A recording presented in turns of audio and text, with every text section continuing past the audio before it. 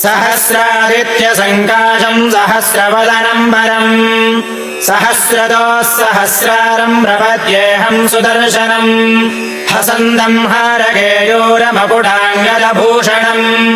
भूषणैर्भूषिततनुम् प्रपद्येऽहम् सुदर्शनम् श्राकारसहितम् मन्त्रम् वदन्तम् शत्रुनिग्रहम् सर्वदोषप्रशमनम् प्रपद्येऽहम् सुदर्शनम् रणत्किङ्किणिजालेन राक्षसानाम् भयावहम्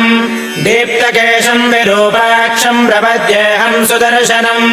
हुङ्कारभैरवम् भीमम् प्रपन्नार्तिहरम् प्रियम् सर्वदुष्टप्रशमनम् प्रपद्येऽहम् सुदर्शनम् फट्कारान्दवनिर्देश्यम् दिव्यमन्त्रेण संयुतम् शुभम् प्रसन्नवदनम् प्रपद्येऽहम् सुदर्शनम् एतैः षड्भिः स्तुतो देवो भगवान् श्रीसुदर्शनः।